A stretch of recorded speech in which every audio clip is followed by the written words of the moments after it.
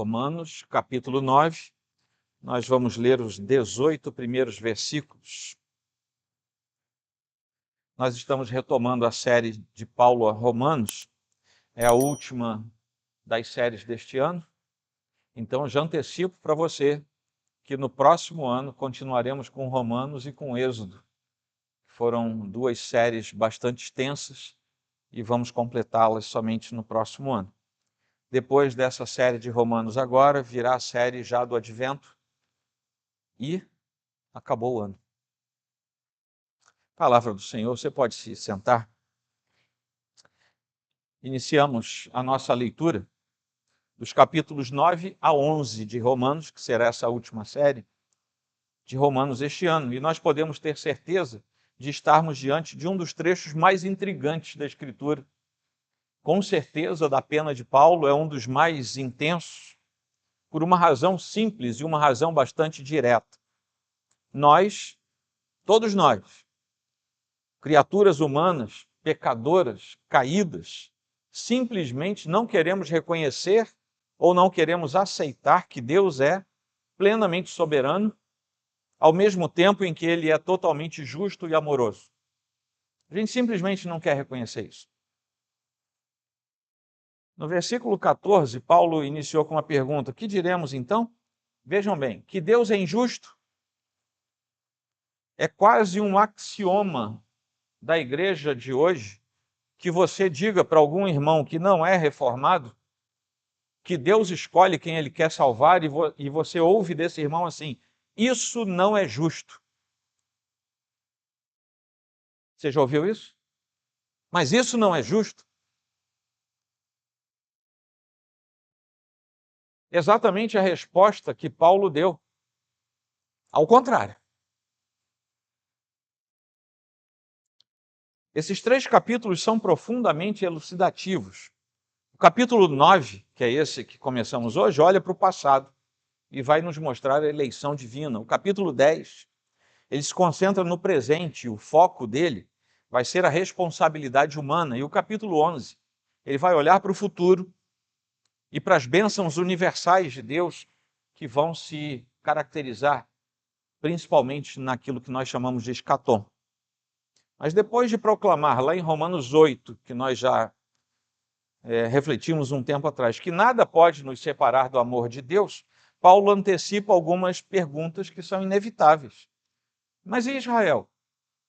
E o povo escolhido que não creu, né? Aquela parte ali que não creu? Judas Iscariotes era judeu de nascença, circuncidado, estava dentro do povo da aliança, é a única pessoa que a Bíblia diz que era o filho da perdição. Então não era por ser judeu. Será que a promessa de Deus falhou? E para responder essa questão que se coloca naturalmente, que vira quase uma crise teológica, desde sempre, talvez exatamente por isso é que Paulo tenha se preocupado em falar desse assunto naquele momento. É para isso que ele vai escrever os capítulos de 9 a 11. Alguns eruditos vão dizer que de 1 a 8 é só uma introdução, de 12 até o final é a conclusão, que o ápice, o centro da informação que Paulo queria passar, estava nos capítulos 9, 10 e 11. Eu não sei se eu seria tão exagerado assim, mas há eruditos que falam exatamente dessa forma. Alguns que a gente lê e que a gente gosta. Mas aqui nesse tempo, nesse trecho que eu acabei de ler para vocês, existe algo sendo revelado para nós, que é que Deus continua fiel, a sua salvação nunca dependeu do mérito humano, nunca dependeu, nem na antiguidade, nem agora, mas sempre dependeu da misericórdia soberana da parte de Deus. Antes de explicar a verdade por trás disso tudo, aí Paulo abre o coração. Ele chora por Israel. Os 5 primeiros versículos são a pena do apóstolo mostrando que ele chorava pela situação daquele povo. Depois ele vai confirmar que nem todos os descendentes carnais de Israel eram de fato povo de Deus. E, finalmente, ele vai afirmar que Deus tem o direito de exercer a misericórdia dele conforme ele quer. Ele é Deus, ele é santo. Ele tem misericórdia de quem ele quer ter misericórdia. Simples. É isso que ele fala aqui. O problema é que a gente não gosta disso. A nossa carne, a nossa natureza humana não gosta. A gente quer ter o controle sobre tudo. E a gente não quer nem que Deus controle as coisas. A gente é que quer controlar. Essa é a natureza humana.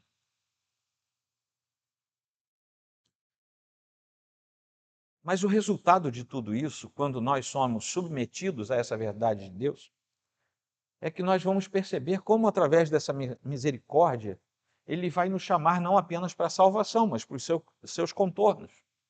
A humildade, a adoração, a confiança plena em Deus.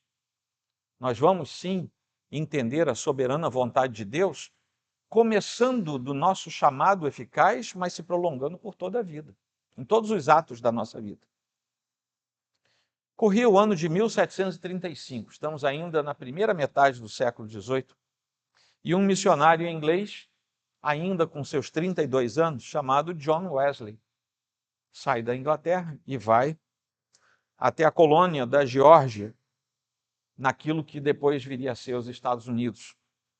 E ele estava decidido a converter os indígenas. Falaram para ele que tinha muito indígena, e ele saiu não para desbravar o Velho Oeste, mas para pregar o evangelho entre os indígenas, coisa que outros grandes pregadores do evangelho fizeram. Mas John Wesley foi mal sucedido. O grande John Wesley, nesse momento, foi mal sucedido. Passou 18 meses lá na colônia da Geórgia, muito zeloso, profundamente inseguro, não sabia direito o que ele estava fazendo lá, mas durante a viagem, obviamente de navio, né, está indo e pegar uma tempestade daquela pesada. Você imagina aqueles navios do século XVIII não deviam ter lá grandes tranquilidades como os navios dos nossos irmãos que navegam pela marinha hoje. Eram bem piores. Mas enquanto os ingleses estavam gritando de pânico, isso ele registra no diário dele, havia um grupo de morávios ou moravianos, alemães, cantando louvores ao Senhor e orando no meio da tempestade. Os ingleses apavorados, achando que iam morrer, entre eles o próprio John Wesley. E os moravianos lá, louvando, cantando louvores, sem medo nenhum de morrer. E aquela cena marcou o Wesley profundamente. Ele ficou com aquilo encasquetado, ouvindo aqueles salmos sendo cantados e o povo alegre, sabe? Vamos morrer, que alegria, sabe? Não era isso, mas é porque eles sabiam o que os sustentava. E depois de 18 meses, frustrado com o fracasso da sua empreitada missionária, ele volta para a Inglaterra e registra em seu diário: fui à América evangelizar os índios, mas quem me converterá? Olha a situação de John Wesley. Vamos guardar isso.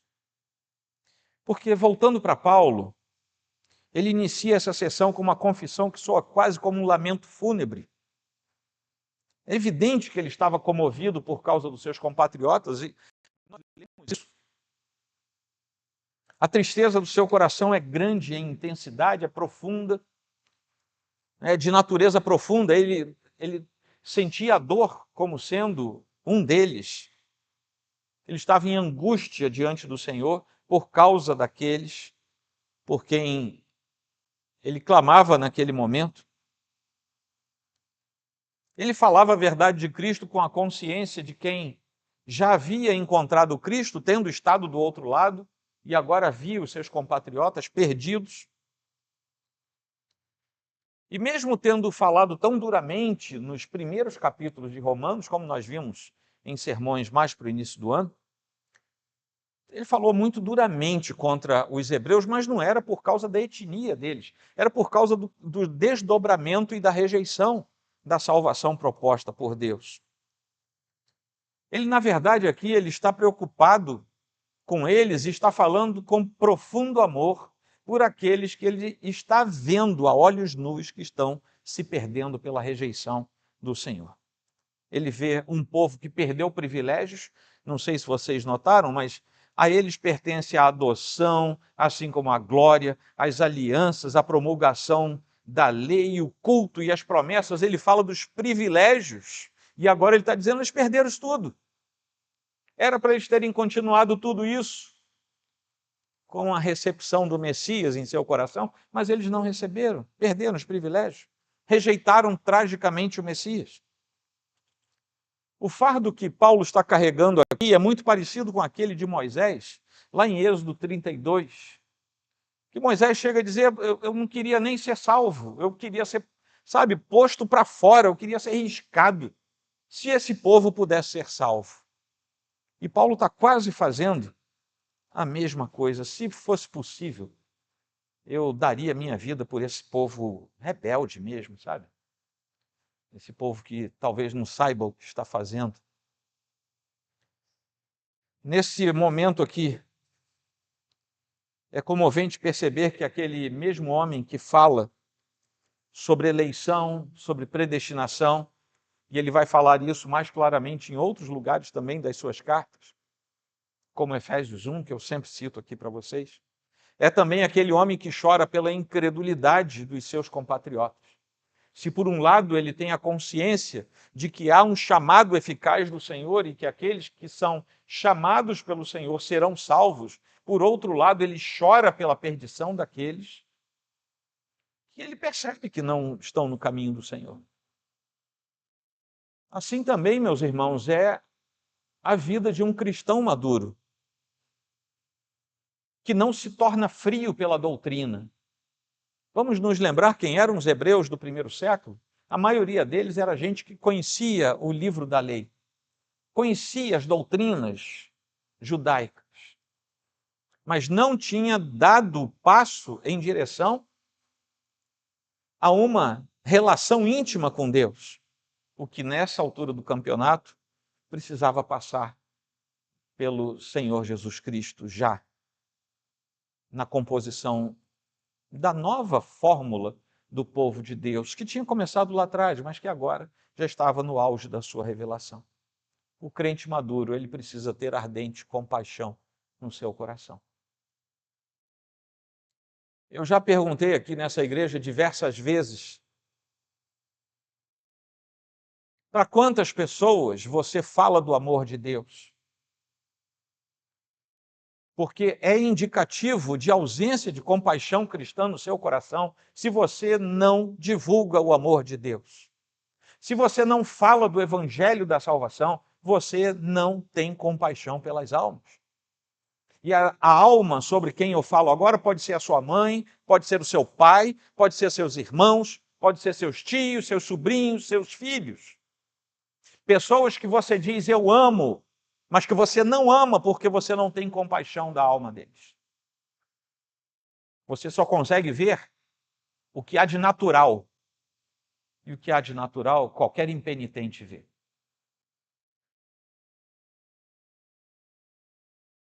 Paulo, o argumento da sua tristeza em relação a Israel, fixa-se no fato de que Israel abandonou o seu status, aquele status especial de povo da aliança,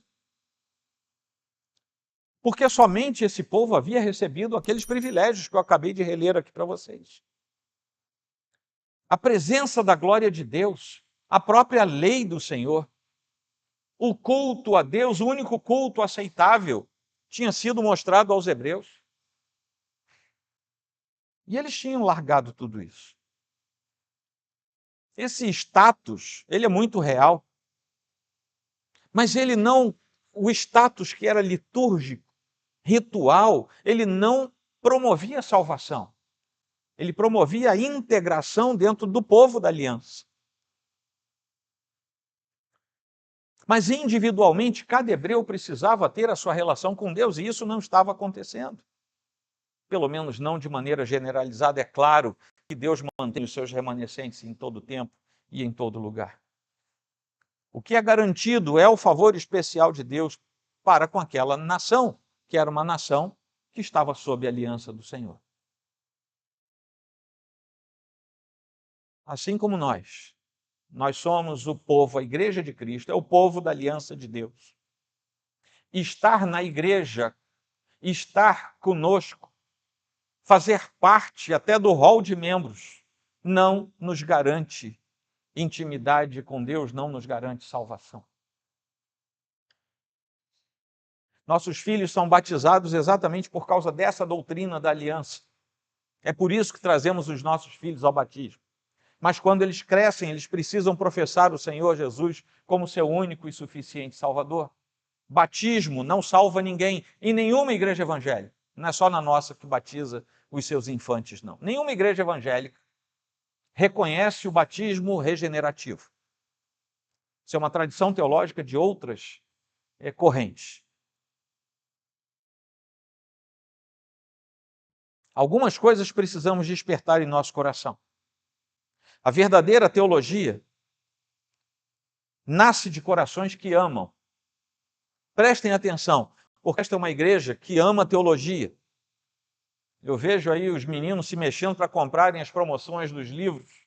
A nossa biblioteca está crescendo, em parte, pelo grupo de homens da igreja, que a toda hora doa livros, compra livros novos e doa. Fica a dica para o resto do povo. Se não houver amor no nosso coração, essa teologia não serve para nada. É como símbolo que retine. Teologia esvaziada do amor, teologia sem compaixão pelas almas, não serve para nada.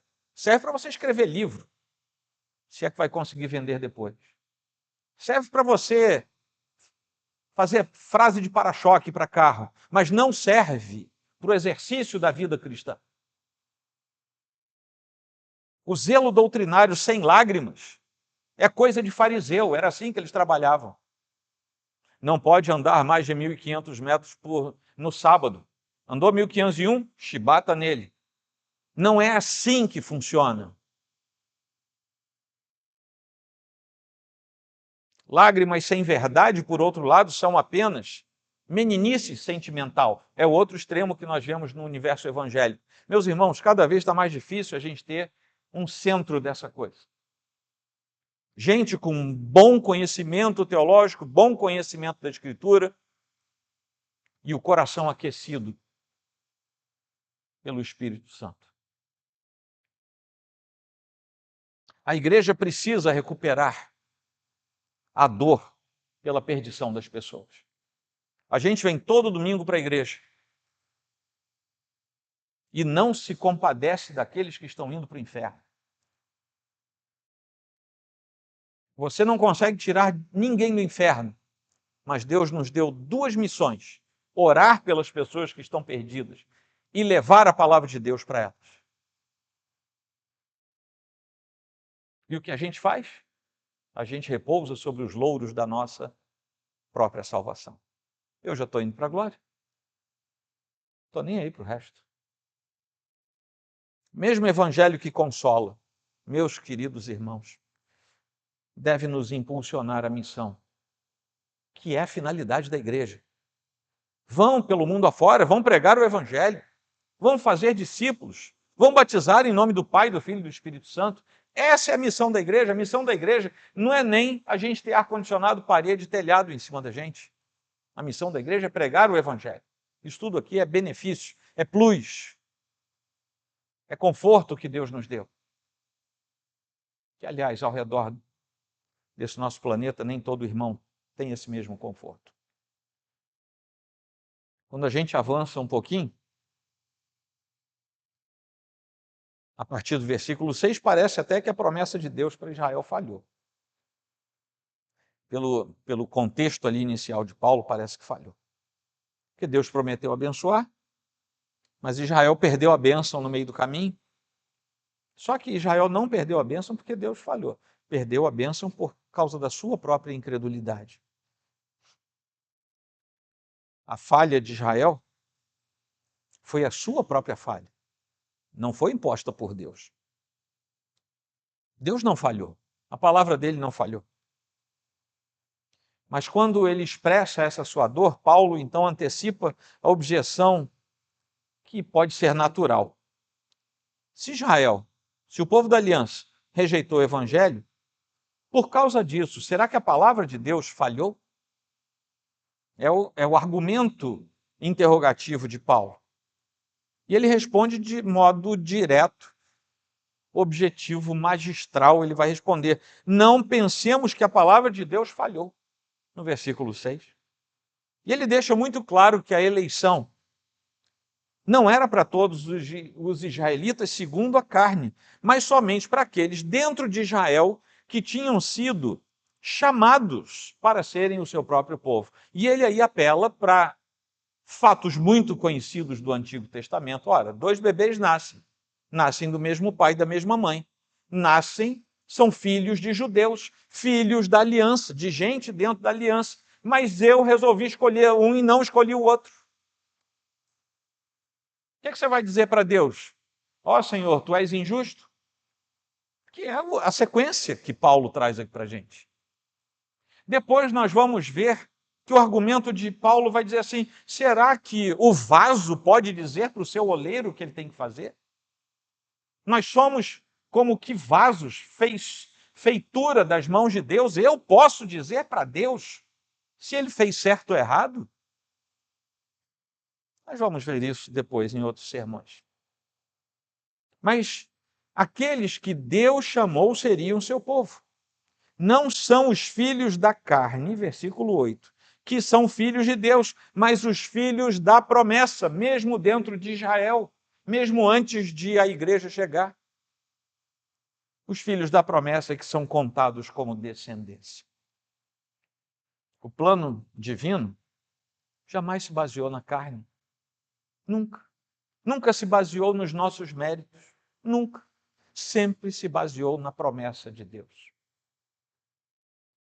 Ele não prometeu salvar todos os descendentes físicos de Abraão, mas constituir dentre eles um povo espiritual. É por isso que Isaac foi escolhido, Ismael não foi. Jacó foi amado, Esaú foi rejeitado. Sabendo que os gêmeos ainda não eram nascidos, não tinham feito o bem ou o mal.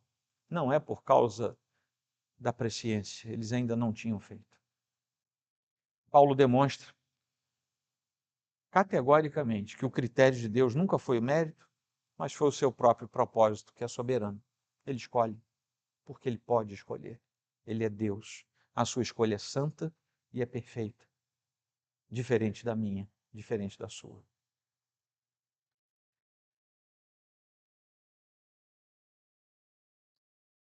A responsabilidade humana não sai desse quadro. Ela não é cancelada. Mesmo assim, não existe algo como um mérito humano pela sua responsabilidade executada. É o chamado de Deus. É o eterno propósito de Deus. Em última análise, que não tem nada a ver com a base das escolhas humanas. Nesse trecho de Paulo aos Romanos, entre os versículos 6 e 13, nós não temos uma defesa fria da predestinação. O que nós temos aqui é um consolo profundo à fé de quem aceita a palavra de Deus integralmente. Se a salvação dependesse de herança, se dependesse de cultura, se dependesse da boa moral, se dependesse do esforço pessoal de cada um de nós, nenhum ser humano seria salvo. Mas como depende da promessa, ela é certa e segura para aqueles que foram chamados pelo Senhor. O crente passa a ser herdeiro não por causa do seu sangue, mas por fé, que é inoculada em nós no chamado perfeito do Senhor. E nós temos aqui que o verdadeiro Israel é aquele formado por homens e mulheres que são regenerados, nascidos novamente, nascidos do Espírito, não da carne. E isso vai nos mostrar que a igreja é um milagre constante. O fato de sermos igreja nos coloca dentro de um milagre. É muito bom quando você vê um milagre físico acontecendo. Presbiterianos acreditam em milagres. Deus pode curar, Deus pode restaurar casamentos, Deus pode suscitar vida onde a aparente morte. Mas não existe milagre maior do que a salvação. Não existe. E não existe milagre visível maior do que você estar junto com um monte de gente que experimentou o milagre da salvação. É uma colônia de milagres que vira um grande milagre. A igreja é um milagre coletivo. Jesus falou que aqueles que viessem após ele fariam milagres ainda maiores. Foi Jesus que falou. Você já ressuscitou algum defunto? Você já chegou ali no caju e falou para alguém, sai daí? Embora aconteça, tá? Você já viu alguém com um braço sequinho esticar? Pode acontecer, mas você já fez isso? Não sei, vai que um de vocês aí é um irmão mais animado. Você já viu alguém sem perna aparecer com perna? E eu não estou desacreditando dos milagres do Senhor, e eu sei que na história da igreja, nesses 2000 anos, há relatos de gente séria, de coisas muito até esquisitas, estranhas. Que a gente pode dizer e aceitar que são milagres da parte de Deus. Mas a gente não vê isso corriqueiramente. Mas todo domingo, quando você põe o pé dentro da igreja, você vê um monte de milagre vivo. São seus irmãos em Cristo Jesus. A gente precisa rejeitar todo o nosso orgulho religioso. Presbiterianos, calvinistas, reformados, escutem isso. Precisamos rejeitar o nosso orgulho religioso. Dentro desse universo evangélico, tem dois grandes grupos orgulhosos. Nós, vamos falar de nós? E os pentecostais. Eles têm que rejeitar o orgulho por outros motivos. Mas não vou falar deles, vamos falar de nós. Nós precisamos colocar a nossa fé e a nossa teologia no lugar certo. Deus não nos deu a habilidade de perceber a sã doutrina para a gente se ufanar de que é melhor do que os outros irmãos. Somos povo de Deus. Fomos chamados enquanto estávamos lá no lamaçal do pecado. Fomos chamados pelo Senhor antes da fundação do mundo, por seu amor, por sua bondade, por sua misericórdia, por sua soberana vontade. Ponto final. Ninguém aqui é mais do que ninguém. Nem dentro desta igreja e nem se comparados com outras igrejas. Nós devemos, por outro lado, descansar. Se nós conseguimos ver a sã doutrina diante dos nossos olhos, isso deve servir para a gente descansar no Senhor. As promessas divinas não são frágeis como as nossas emoções, não são frágeis como nosso orgulho religioso. As promessas divinas nos fortalecem o coração e a alma, para a gente ser sólido, firme, para termos a compaixão certa, o amor pelas almas e pregarmos o Evangelho de Cristo. Ele é fiel, mesmo quando nós não somos. Por isso que cada crente pode proclamar o que Pedro falou. A palavra do Senhor permanece para sempre. É a palavra dele quem nos faz ficar firmes. Amém, queridos? No trechinho final, nos últimos versículos, a afirmação da eleição suscita uma objeção que é inevitável, que é aquela que eu falei para vocês no comecinho do versículo 14. Mas Deus é injusto? E Paulo responde de modo vigoroso, uma exclamação no final: de modo nenhum. A justiça de Deus não é medida por critérios humanos. Deus mede a nossa justiça pelos critérios dele. E ele vai nos dizer, a justiça de vocês é como trapo de imundície. Mas nós não podemos julgar a justiça de Deus, aliás, ato nenhum de Deus, nem o ser de Deus, não podemos julgar nada de Deus. Porque a medida dele é da santidade dele. A nossa medida é da fragilidade da pecaminosidade humana.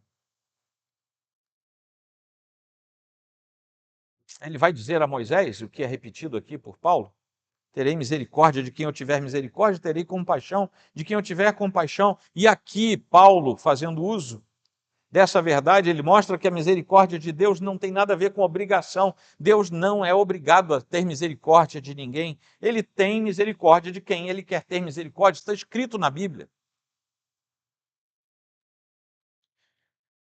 Deus não deve nada a ninguém, ele não deve satisfação a ninguém, ele não deve nem a salvação a ninguém, ele faz com quem ele quer. Porque ele é Deus. Mas como eu falei para vocês no começo, isso nos incomoda, isso perturba a mente humana, porque o homem queria controlar todas as coisas. Isso começou quando ele quis controlar aquela arvorezinha lá no meio do jardim. Quando ele se arvorou o direito de ter conhecimento do bem e do mal. Eu já preguei aqui a série no livro de Gênesis. Eu espero que vocês lembrem o que quer dizer o bem e o mal. Se eu fizer uma enquete, será que vai ter alguém que lembra o que eu preguei? O que é o conhecimento do bem e do mal? Esse silêncio funéreo é o destino de todo pastor. Ele prega e depois ninguém lembra mais o que ele prega. Mas tem uma desculpa, já tem uns 3 anos. É isso, Felipe? Uns 3 anos que eu preguei essa série? Por aí, né? Depois você procura lá no YouTube da gente, né, da igreja. Aí me diz, aí eu te dou uma bala juquinha depois. Se dependesse do nosso mérito, mérito humano, haveria só injustiça. A nossa régua não é correta, ela é injusta, pecaminosa. Mas sendo expressão da livre vontade de Deus, Deus tem livre arbítrio, ele tem livre vontade nesse sentido de poder fazer o que ele quer. E ele não faz o que é contra ele porque ele é Deus. É diferente da gente, que quando tinha a possibilidade de fazer, fez o que era contra a gente. Pela santidade de Deus, ele não faz isso.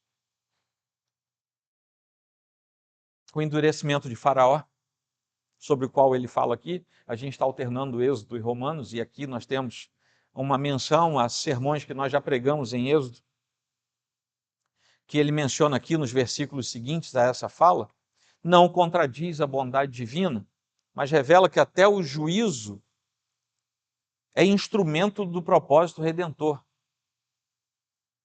A soberania de Deus não suprime a responsabilidade humana em nenhum momento, mas mostra que ninguém pode manipular o Criador, nem com vontade, nem com ação. Esse trecho aqui, em resumo, vai tratar de pelo menos 3 questões fundamentais em relação à soberania de Deus. E de forma resumida mesmo eu vou falar. Primeiro, a misericórdia divina é soberana, não é um direito humano. A salvação, meus irmãos, é um ato da misericórdia de Deus. Não é algo que a gente simplesmente queira, não é para quem corre, não é para quem quer. Paulo falou aqui. Isso por quê? Porque todos estão condenados, desde que nascem, por causa do pecado, e Deus não comete injustiça ao aplicar a sua justiça. Ele não comete injustiça ao aplicar a sua justiça a alguns, porque de todos os condenados ele poupa alguns. A justiça de Deus é diferente da nossa. Isso é um direito dele. A misericórdia de Deus sobre os que são salvos é um ato de graça, não é do nosso direito. Segundo ponto é que a justiça divina não é arbitrária, embora aqueles que dizem, mas isso é injusto da parte de Deus. Vejamos, a escolha de alguns para a salvação implica a rejeição de outros, porque todos já estavam perdidos. Quando a gente usa o exemplo de Faraó, lá em Êxodo capítulo 9, o texto mostra que Deus deu a ele a justiça que ele próprio merecia. Enquanto deu a Moisés a misericórdia que ele não merecia. É exatamente assim que existe a relação do conhecimento de Deus. Ele tem direito de fazer isso, porque ele não deve a sua graça a nenhum homem. É ele fazendo. Ele não nos chamou para sócios disso. É ele quem faz. E ponto final. Terceiro ponto é que o endurecimento do coração é consequência da própria rejeição humana. Deus endurece aqueles que já se encontram endurecidos e que rejeitam deliberadamente a sua graça. Foi o caso lá de Faraó. Ele não rejeita quem o busca, até porque só vai buscar a Deus quem é chamado pelo próprio Deus. Isso não é tautologia, isso é uma coerência dentro daquilo que a Bíblia nos ensina.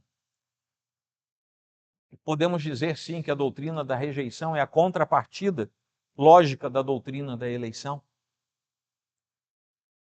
A escolha de alguns para a vida eterna pressupõe naturalmente a não escolha de outros. A gente faz isso na nossa vida, só que a gente faz isso de forma limitada e pecaminosa. Não com almas, mas com outras coisas. Depois você pode ver isso lá em Mateus 11, 1 Pedro 2, no começo da epístola de Judas, versículo 4. Você vê essas questões. As duas doutrinas, da escolha e da rejeição, elas permanecem de pé juntas ou caem juntas. Entenderam por que o ser humano não gosta disso? E graças ao bom Deus que eu não leio pensamentos. Paulo quer que seus leitores entendam que a soberania de Deus é a base da esperança, não da apatia. Por isso que ele está falando tudo isso. Ele não escreve para paralisar a fé, mas para enraizar essa fé no coração daqueles para os quais ele está falando. Quando a salvação depende de Deus, ela é totalmente segura. Quando depende de nós, ela é insegura, ela é instável. Por isso que Paulo está falando, a nossa salvação não tem nada a ver com o que a gente fez, tem a ver com o que Deus resolveu fazer. Por isso que ela é segura. Por isso que ela não é instável. Quando depende de nós, ela se perde. Quando depende de Deus, ela permanece.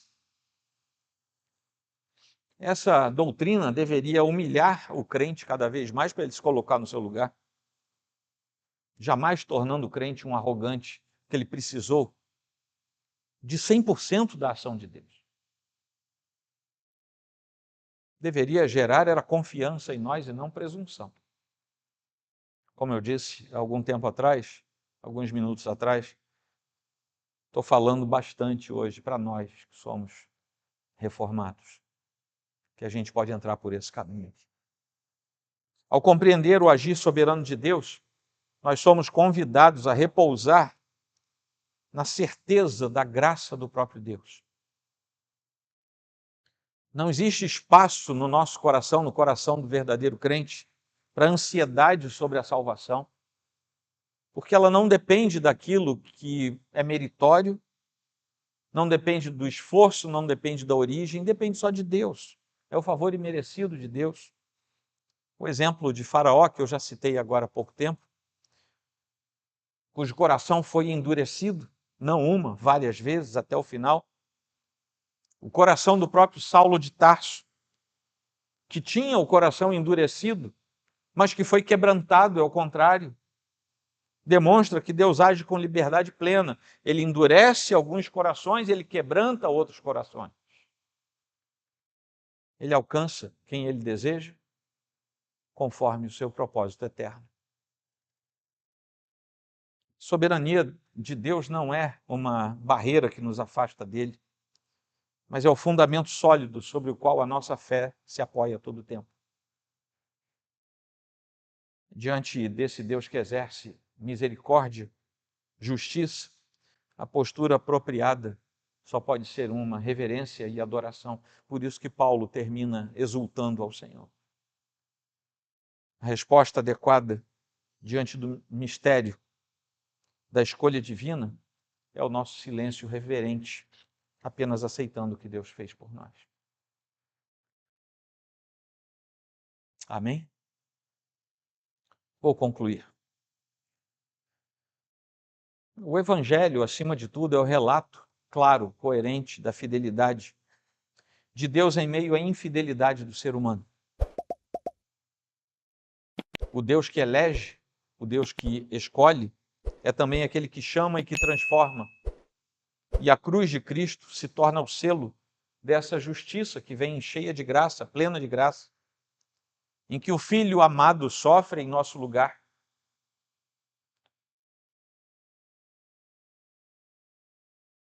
Ele recebe o juízo que era devido a cada um de nós, exatamente para que a gente pudesse receber da parte de Deus uma misericórdia que jamais seria alcançada por qualquer gesto da nossa parte. O Cordeiro Santo que foi imolado até antes da fundação do mundo,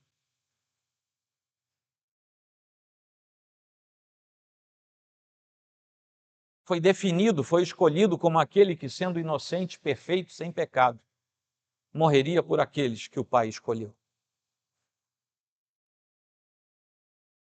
Ele foi o primeiro predestinado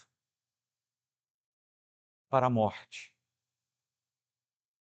para que aqueles que Efésios 1 diz, João 17 diz, João 6 diz, e tantos outros lugares dizem, foram chamados, escolhidos, predestinados, pudessem nele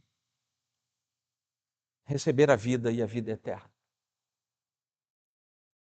Não é para todos, é para quem Deus chama.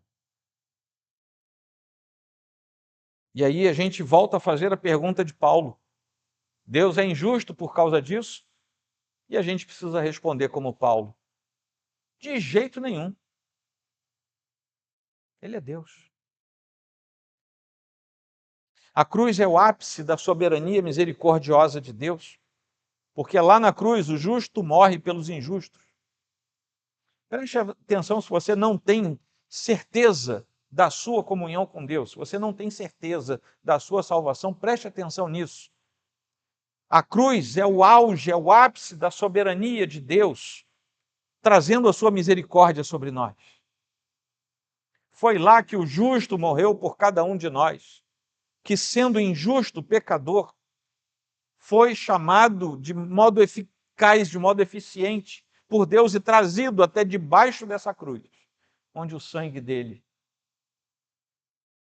pode tirar o pecado de qualquer um.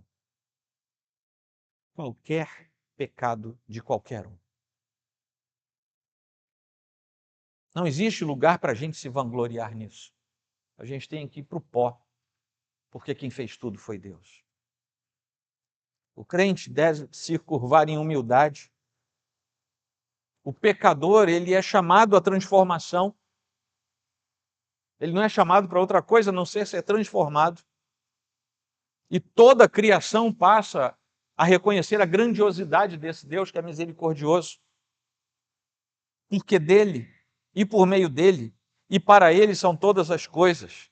A ele seja a glória para sempre. Amém. Isso está no final desse trecho de 9 a 11. Está lá no finalzinho do capítulo 11. Depois que a gente reconhece o que Deus fez, o que Ele está fazendo, o que Ele fará, 9, 10 e 11, só nos resta dizer: porque dele, por meio dele, para ele são todas as coisas, a ele seja a glória para sempre. Amém. Aqueles sobre os quais eu me referi agora, que não são convictos da salvação, vale um lembrete do final daquela história que eu comecei lá na introdução, de John Wesley. E aí, o que aconteceu com ele? 24 de maio de 1738, uns 3 anos depois daquela ida dele até a Geórgia, ele já está de volta em Londres, confuso. A gente descobre isso lendo o diário de John Wesley, o grande servo de Deus. Inequivocamente, pode ter algumas diferenças doutrinárias com a gente, mas sem dúvida um grande servo de Deus. Aí ele entra numa igreja, nós tivemos o privilégio de conhecer essa igreja, fica numa rua chamada Aldersgate, lá em Londres. E ele entra nessa igreja confuso. Quando ele entra, tem uma pessoa lendo, não estava pregando, estava lendo a introdução de Lutero à Epístola aos Romanos. Não deve ser uma coisa assim muito agradável, né? Alguém pegar um texto e ficar lendo, lendo, lendo. Estava lendo. E aí ele escreve em seu diário sobre essa experiência o seguinte: à noite, fui sem grande vontade. Talvez essa seja a realidade de alguns quanto ao domingo aqui, ou na sua igreja. Vá, mesmo sem grande vontade.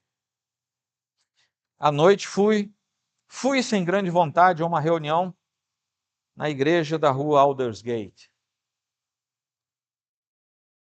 onde alguém lia o prefácio de Lutero à Epístola aos Romanos. Cerca de 15 para as 9, enquanto ele descrevia a mudança que Deus realiza no coração pela fé em Cristo, senti meu coração estranhamente aquecido.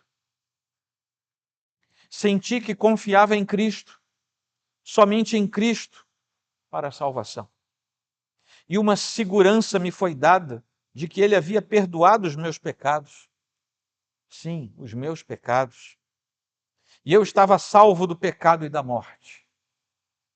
Naquela noite, Wesley descobriu, pela explicação de Romanos, que a salvação é obra soberana da graça de Deus e não fruto do esforço humano.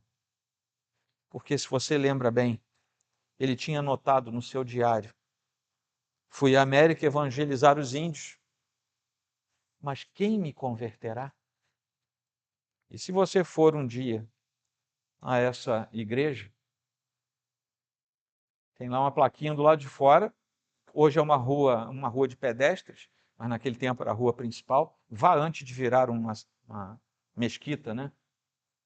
Que a coisa lá está séria, né?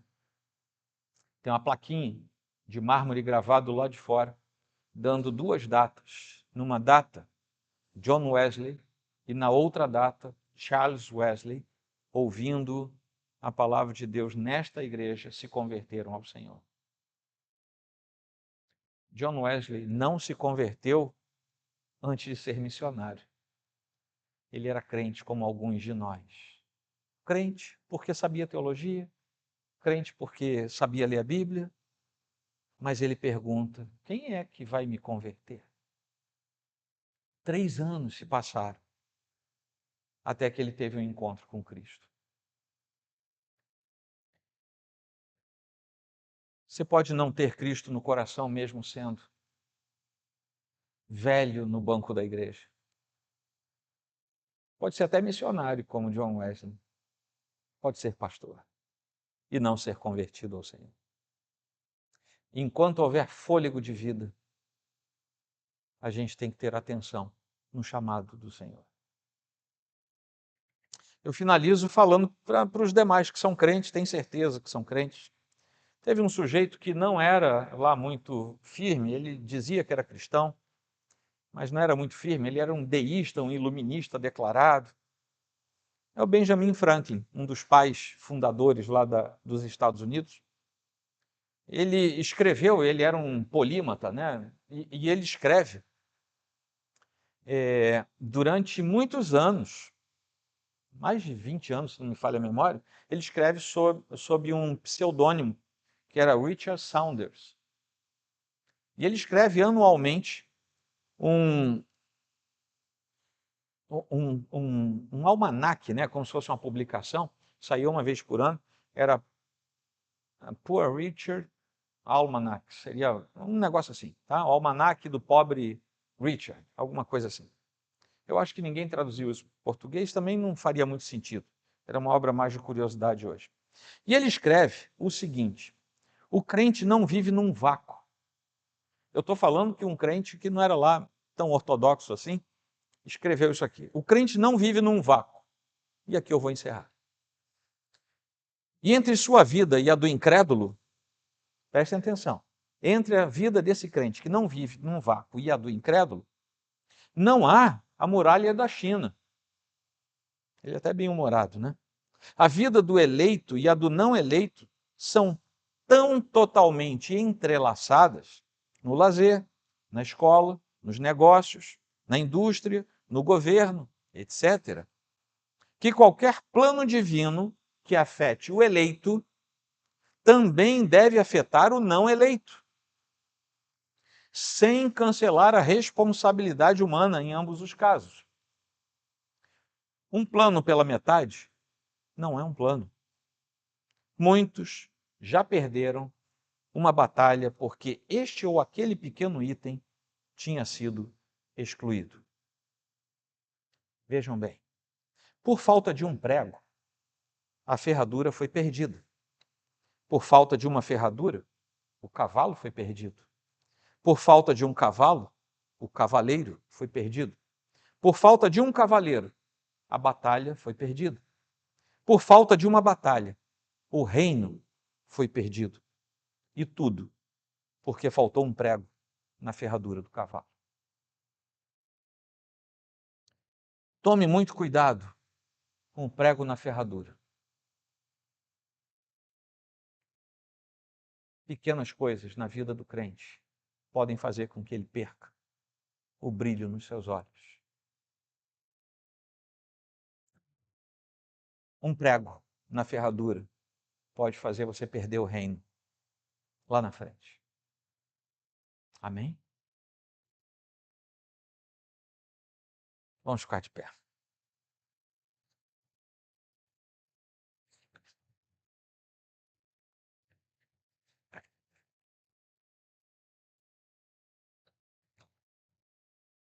Vamos ler juntos a resposta à palavra de Deus, está aí no seu boletim, na página 6.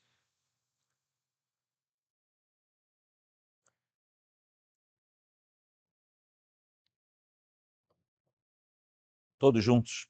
Toda a Escritura é útil para o ensino, para a repreensão, para a correção, para a educação na justiça, a fim de que o servo de Deus seja perfeito e perfeitamente habilitado por todo. Amém. Vocês tenham uma semana abençoada na presença do Senhor. Vocês sejam sal e luz por onde andarem. Vocês tenham compaixão das almas. Vocês sejam, de fato, pessoas que amam aqueles que estão ao redor de vocês. Vamos orar, deixando que o nosso coração seja impregnado pela palavra que acabamos de ouvir.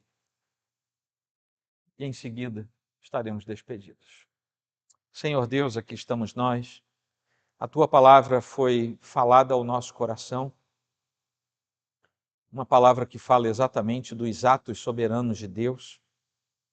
E nós precisamos agora, Senhor, nos debruçar sobre a consulta daquilo que nós somos, temos sido e pretendemos ser. Tudo isso, ó Deus, diante do Senhor, que vê todas as coisas, sonda todos os corações, como nós lemos hoje, que tem misericórdia de quem quer. E se nos chamou, nós precisamos ter consciência e fazer a nossa parte.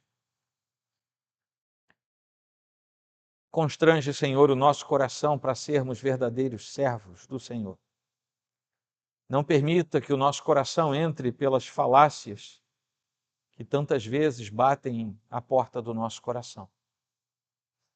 E se entre nós houver alguém que entrou sem ser filho de Deus, sem ter essa convicção, que esta seja a noite aceitável e que a tua salvação encontre portas abertas. Queremos entregar a nossa vida a Ti, para que sejamos operosos e não apenas nos contentemos com o estado eterno que nos foi prometido, mas que olhemos ao nosso redor e vejamos a angústia das almas. Que o Senhor assim fale ao nosso coração. Senhor, desperte aqueles que são chamados, todos nós somos de uma ou de outra maneira. Queremos, Senhor, antes de nos despedir, orar da mesma forma que o Senhor nos ensinou, quando Ele diz: Pai nosso, que estás nos céus, santificado seja o teu nome. Venha o teu reino. Seja feita a tua vontade, assim na terra como no céu. O pão nosso de cada dia nos dai hoje. Perdoa as nossas dívidas, assim como nós perdoamos aos nossos devedores. Não nos deixes cair em tentação, mas livra-nos do mal, pois teu é o reino, a glória para sempre. Amém. E que a graça do nosso Senhor e Salvador Jesus Cristo, o amor de Deus, nosso eterno, nosso bendito Pai, e as doces consolações e a direção do Espírito Santo repousem sobre todo o povo de Deus aqui reunido e esparso por toda a face da terra, e não somente hoje, mas para todo sempre.